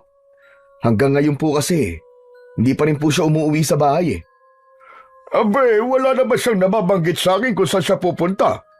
Ang iniisip ko, ay dediretso na siya pauwi sa inyo. Pagkabigay ko kasi sa kanya ng pera, ay umalis na siya kagad. Anak nang, saan na kaya siya nagpunta? Malapit ng dumilim Baka abutan siya ng gabi sa labas. Baka naman naglakad-lakad lang siya. Baka naman nagpapalipas ng inip. Iba po kasi ang pakiramdam ko Kinakabahan po ako. Kapitan, pwede niyo po bang sabihan ng mga tanod niyo na hanapin si Lisa? Ay, sige, walang problema. Huwag kayong mag-alala. Dahil sisiguraduhin kong makakauwi si Lisa sa inyo bago tuluyang gumabi. Maraming salamat po. Tay, tara na. Hanapin na po natin ulit si Lisa. Matapos yun, ay umalis na kami ni tatay sa bahay ni Kapitan Romano upang ipagpatuloy ang paghahanap namin kay Lisa. Lahat ng bahay na nadadaanan namin ay kumakatok kami para magtanong sa mga tao na naroroon kung nakita ba nila ang girlfriend ko. Pero kahit isa ay walang makapagsabi sa amin ng impormasyon kung nasaan si Lisa. Hanggang sa sumapit na ang 7:00 ng gabi, nasa labas pa rin kami ni Tatay. Nestor, kailangan na nating umuwi. Delikado na nandito pa rin tayo sa labas na ganitong oras. Baka makita tayo ng halagob. Wala tayong dalang kahit na anong sandata para labanan siya. Pero Tay, hindi pa po natin nakikita si Lisa eh. Ayoko pong umuwi tayo nang hindi natin siya nahahanap. Naikot na natin ang buong baryo, anak. Baka naman nandun na siya sa bahay. Ilang oras na rin tayo naghahanap. May posibilidad na nakauwi na siya sa mga oras na ito. Ewan ko po Tay, pero hindi ko nararamdaman na nasa bahay na po si Lisa. Hindi natin malalaman kung hindi muna tayo uuwi. Mabilis akong nag-isip at napagtanto ko na may punto ang sinabi ni Tatay.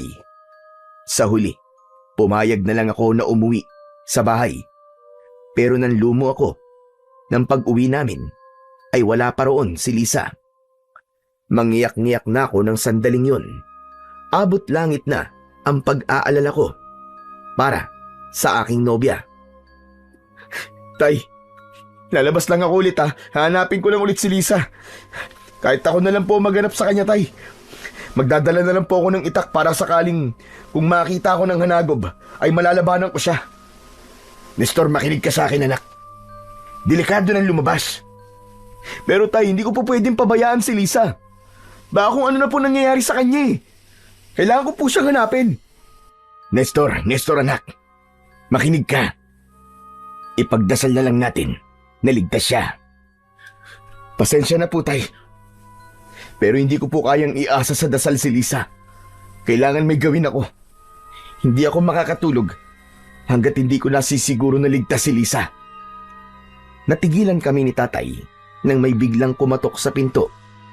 Nanlaki ang mga mata ko at ang unang pumasok sa utak ko ay si Lisa na yon.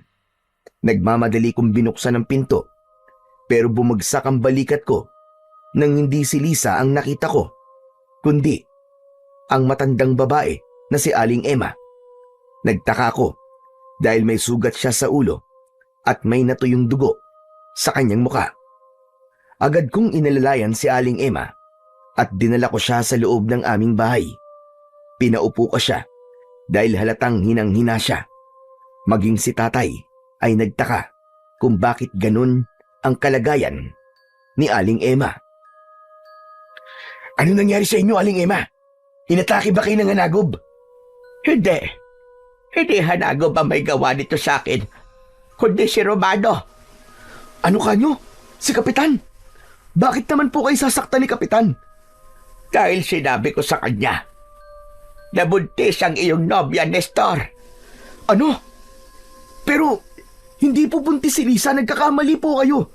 At bakit naman kayo sasaktan ni Kapitan kung sakali mang buntis si Lisa? Buntis siya. Hindi niya lang alam. 6 na buwan na siyang buntis. Sadyang may mga babae na hindi malaki ang tiyan kapag nagbuntis. Nang nasa bahay na ako ni Romano ng araw na nakausap ko ang nobya mo, ay tinanong niya ako kung ano ang ibig ko sabihin na lalaki ang anak ng nobya mo. Sinabi ko na buntis si Lisa. Nagtaka ko nang matuwa si Romano. Nagtanungin ko siya ay sabi niya sa akin na nakita niya na ang iaalay niya sa hanagob. Tumutol ako, kaya pinukpok niya ako ng bote sa ulo. Itinali niya ako at binihag niya ako para hindi ko masabi sa inyo ang plano niya kay Lisa. Mabuti na lang at nagawa kong makatakas. Kung ganun, si Kapitan ang may hawak ngayon kay Lisa? Tama ka. Siya ka, Nestor. Malamang ay hindi rin totoo ang parapol na ginawa na yun ni Romano. Sinadya niyang si Lisa ang manalo roon para pumunta si Lisa sa bahay niya. Nestor, tara na. Pumunta na tayo sa bahay ni Romano. Bilisan natin. Sandali lang. Wala roon si Romano at si Lisa. Dinala ni Romano si Lisa sa abandonadong simbahan na nasa lumang sementeryo. Doon niyo sila puntahan. Bilisan niyo at baka huli na ang lahat. Ngayong gabi na iaalay ni Romano si Lisa sa halagob. Hindi na kami nag-aksaya ng oras ni Tatay. Kumuha kami ng tig-isang itak at tumakbo na kami patungo sa lumang sementeryo. Hindi ako makapaniwala na buntis pala si Lisa. Ngunit hindi ko magawang maging masaya dahil mas iniisip ko ang kaligtasan ng aking nobya. Sa wakas ay narating na namin ang lumang sementeryo. Natanaw namin ang lumang simbahan na sa tuktok ay may malaking krus na gawa sa kahoy. Ang dulo ng krus ay merong patusok. Nakita namin na nakatali si Lisa sa malaking krus at nasa tabi nito si Kapitan Romano. Tumakbo kami papunta sa simbahan pero hinarangan kami ng mga lalaki na naniniwala kay Kapitan Romano. Sinubukan nila kaming pigilan ni tatay, kaya naman napilitan kaming labanan sila. Nestor anak, alerto ka. Ako nang bahala sa mga ito. Akyatin mo na si Lisa at iligtas mo siya, madali ka! Nang marinig ko ang pagsigaw ni Lisa, ay agad akong pumasok sa lumang simbahan. Umakyat ako sa paikot na hagdan hanggang sa nakarating ako sa tore kung saan naroon ang kampana. Kahit napakataas ng aking kinaroroonan, ay lumabas ako mula sa bintana ng tore at mula roon ay umakyat ako papunta sa bubong. Nakita ko kagad si Kapitan Romano na nakadipa habang nakatingala sa kalangitan. Hanagob! Panginoong Hanagob, nasan ka na? Narito na ang alay ko sa iyo. Kunin mo ang sanggol na nasa sinapupunan ng babaeng ito, kapalit ng hindi mo pagsalakay sa aming baryo. Panginoong Hanagob, nasan ka? Magpakita ka, Panginoon! Hayop ka! Tumigil ka na sa mga kabaliwan mo, Kapitan! Nahihibang ka na! Maingat akong naglakad palapit kina Lisa dahil marupok na ang bubong ng simbahan. Nestor! Nestor, tulungan mo ako! Demonyo si Kapitan, tulungan mo ako! Hindi niyo ako mapipigilan. Bakit ba hindi niyo maintindihan na ginagawa ko to para sa ating lahat, para sa kaligtasan ng lahat? Hayop ka! Hindi ako papayag na gamitin mo ang aking mag-ina sa kaibangan mo! Wala ka na magagawa, Nestor. Tanggapin mo na lang ang kapalaran ni Lisa. Isipin mo na lang na isa siyang bayani na inalay ang kanyang buhay para sa ating lahat, para sa ating kaligtasan. Wala na. Nababaliw ka ng talaga. Paano ka nakakasiguro na totoo nga mga sinabi sa'yo na matandang babayla na yun? Dahil desperado na ako matapos ang kasamaan ng Hanagob dito sa ating baryo.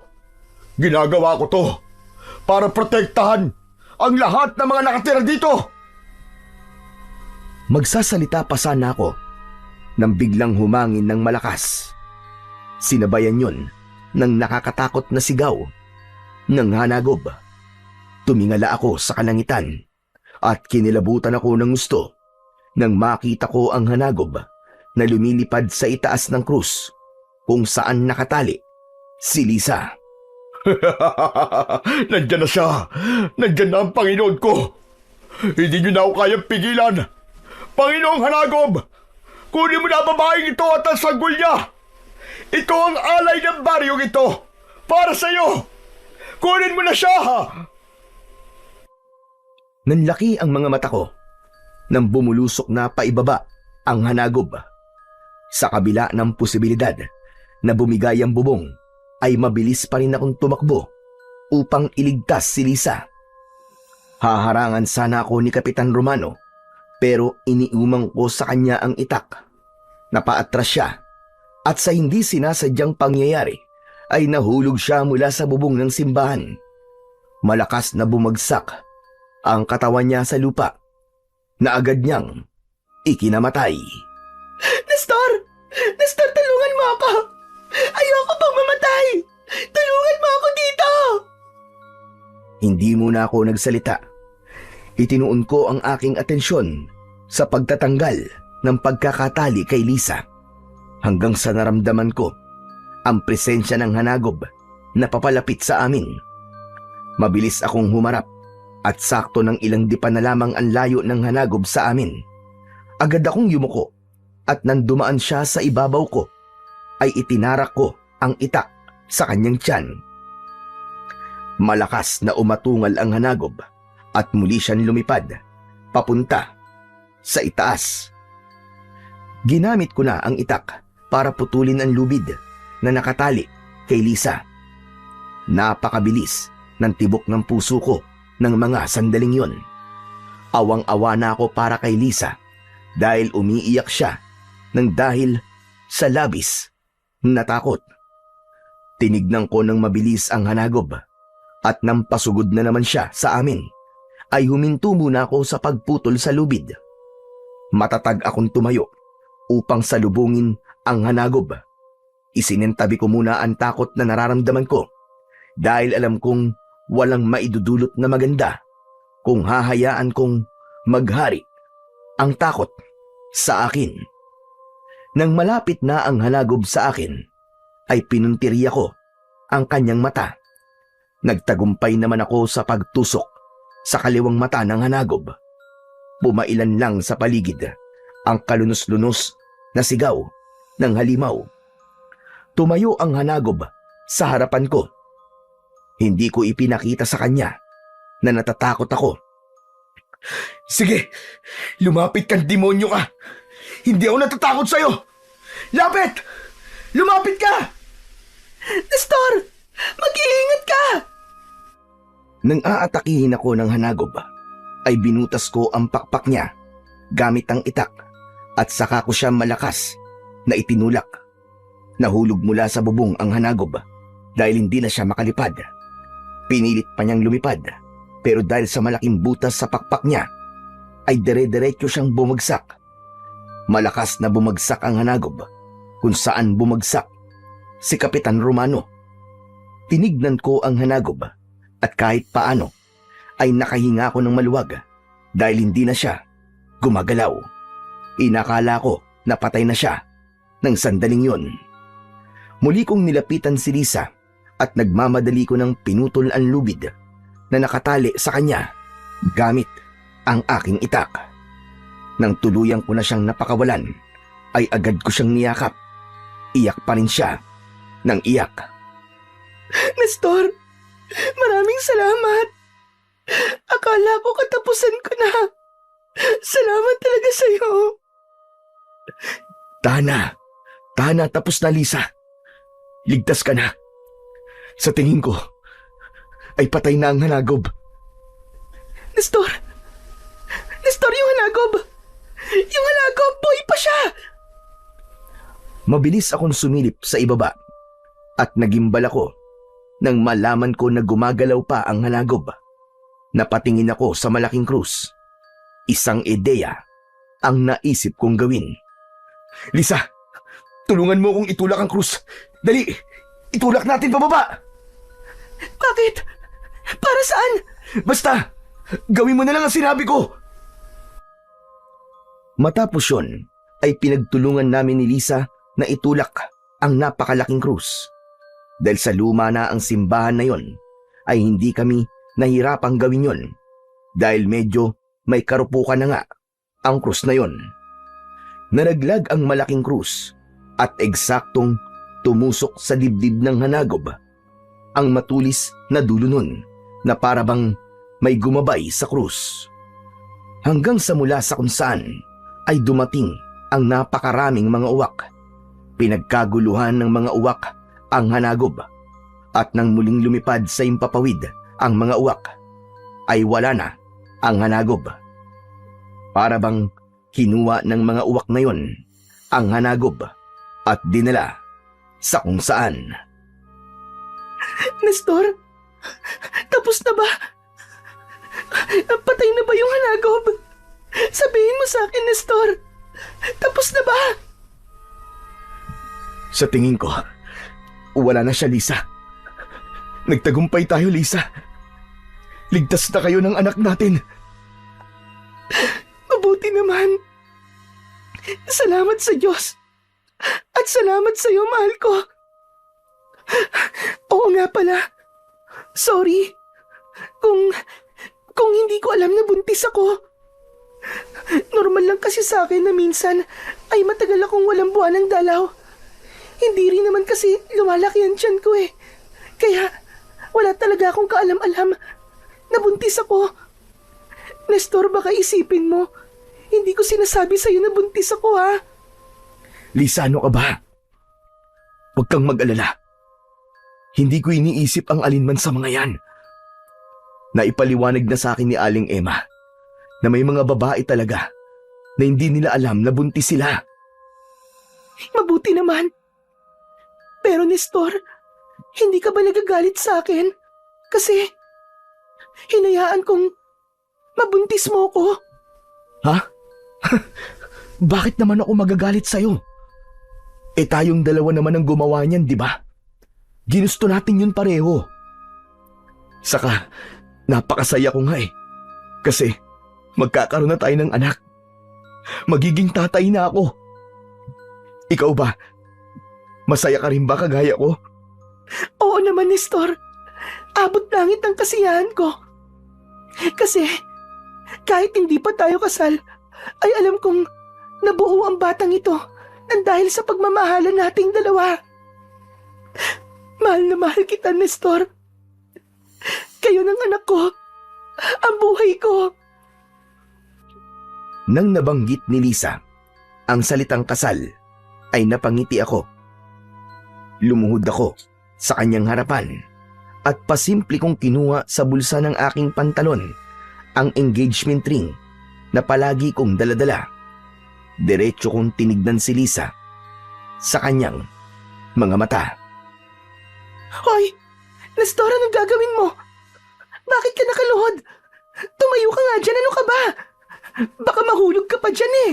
Nestor, ano ba? Lisa, ang totoo, matagal ko nang binili ang singsing na to. Palagi ko itong dala para sa magandang pagkakataon na tanungin ka ng isang napaka-importanting katanungan. Lisa, mahal ko, handa ka bang pakasalan ako at makasama ako habang buhay? Para ka namang sira. Oo naman. Ang tagal ko na kayang hinihintay na mag-propose ka sa akin. Kinuha ko ang isang kamay ni Lisa at isinuot ko sa daliri niya ang singsing. Matapos yun ay tumayo ako at mahigpit kaming nagyakap. Kasabay nun ay binigyan ko siya ng isang mainit na halik sa kanyang labi. Hindi na kami nagtagal sa itaas ng simbahan at bumaba na kami. Sinalubong kami ni tatay at nagulat ako dahil lahat ng mga lalaking humarang sa amin ay bagsak na. Wow, grabe! Tay, ang galing niyo naman! Natalo niyo po ang mga lalaking yan. Kahit mag-isa lang kayo, anong ginawa niyo? Kung hindi mo na itatanong sinanay ko talaga ang sarili ko sa pakikipaglaban dahil sa nagob. Pero pinatulog ko lang ang mga yan. Hindi ko sila kayang patayin dahil alam kong nabulag lang naman sila sa paniniwala nila kay Kapitan Romano. Pero tay, kahit na po, napakagaling niyo pa rin. Pero mas magaling ka, anak, dahil nagtagumpay kang patayin ng hanagob. Ikaw ang tunay na bayani. Kahit nga po ako hindi makapaniwala na magagawa ko po yun. Siguro po, dahil lang po sa kagustuhan ko pong iligtas si Lisa, ay lumabas po ang tapang at lakas na itinatago ko. Pero tay, sa tingin niyo po ba, ay patay na po talaga yung hanagob? Kinuha po kasi ng mga uwak yung katawan niya matapos siyang matusok ng malaking krus eh. Alam mo, anak, sa totoo lang ay hindi ko rin alam. Pero ito ang unang beses na may nakagawang patayin ng hanagob. Umasa na lang tayo na sa susunod na mga gabi o makalipas ang 20 taon ay hindi na siya muling mabubuhay at muling mamiminsala sa ating baryo. Sana naman po ay hindi na mabuhay ang hanagob. Pero nakakalungkot po, nawala na po si Kapitan Romano. Kahit mali po ang mga ginawa niya, ay alam kong nagawa niya lang ang mga yon dahil sa kagustuhan niyang iligtas ang ating baryo. Wala na tayong magagawa sa pagkamatay niya. Nakatakda na yung mangyari. Ang mabuti pa ay bumalik na tayo sa ating baryo. Sabihin natin sa mga tao ang nangyari dito dahil paniguradong matutuwa sila. Halina kayo, bilisan natin. Gaya ng sinabi ni tatay, ay natuwa ang mga tao sa baryo nang malaman nilang napatay na namin ang hanagob na matagal nang namiminsala sa aming baryo. Para silang nabunutan ng tinik matapos ang mga gabing puno ng takot at pangamba na siguro namin napatay na talaga ang hanagob dahil sa mga sumunod na gabi ay hindi na siya umatake pa. Nang tuluyang humupa ang tubig sa ilog, ay nagpasya kami ng aking nobya na bumalik na sa Maynila. Ilang buwan ang lumipas, ay muli kaming bumalik sa baryo para doon magpakasal. Ngayon ay may sarili na kaming bahay ni Lisa sa Maynila at maayos ang takbo ng aming buhay kasama ang anak naming lalaki. Paminsan-minsan ay bumibisita kami kay tatay sa baryo upang kumustahin siya at tulungan siya sa aming maisan. Sa totoo lang, hindi ko alam kung muling mabubuhay ba ang hanagob pagkalipas ng 20 taon. Pero kung mangyari man yon, ay handa ako na muli siyang harapin ng walang pag-aalinlangan upang tuluyang makamit na ng aming baryo ang tunay na kapayapaan.